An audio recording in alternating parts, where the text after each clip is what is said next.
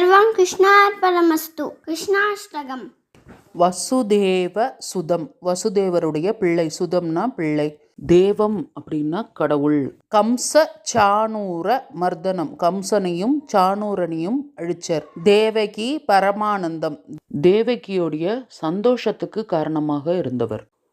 கிருஷ்ணம் அப்படின்னா கிருஷ்ணா. வந்தே அப்படின்னா வந்தனம்னு சொல்லலாம், நான்னு சொல்லலாம்.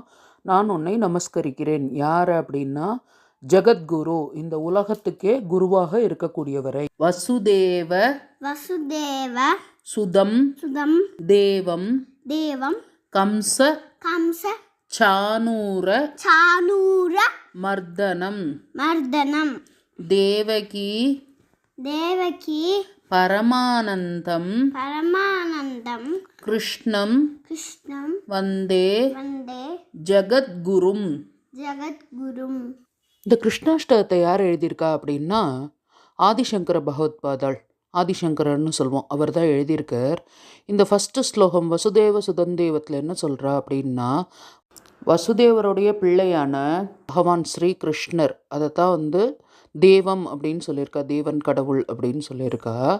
அவர் என்ன பண்ணார் அப்படின்னா கம்சனையும் சாணூரனையும், அது மாதிரி ரெண்டு அரக்கனுடைய பேர் என்னென்னா கம்சன் சாணூரன், அவ ரெண்டு பேரையும் வதம் பண்ணான். இந்த கம்சன் யார் அப்படின்னா தேவகியோடைய அண்ணா, கிருஷ்ணருக்கு தாய் மாமா. இருந்தாலும் அவர் அரக்கர் அப்படின்றதுனால அவரை வதம் பண்ணார்.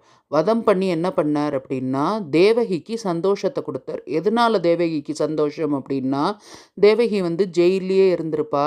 அவருடைய 7 குழந்தைகளையும் கம்சன் கொன்று இருப்பான். ஸோ அதெல்லாம் சோகமாக இருந்தது.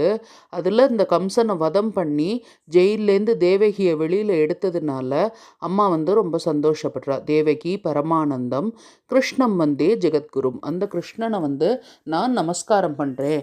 ஏன் அவர் ஜெகத்துக்கெல்லாம் குரு அப்படின்னா பகவத்கீதையை கொடுத்து எல்லாத்தையும் சொல்கிறதுனால அவர் ஜெகத்துக்கே, இந்த உலகத்துக்கே குரு அப்படின்னு சொல்லிட்டு சொல்கிறா. இது பாகவதத்தினுடைய சாராம்சம், இந்த முதல் ஸ்லோகம். வசுதேவம் சுதம் தேவம் கம்சசாணூர மர்தனம் தேவகி பரமானந்தம் கிருஷ்ணம் வந்தே ஜகத்குரும்.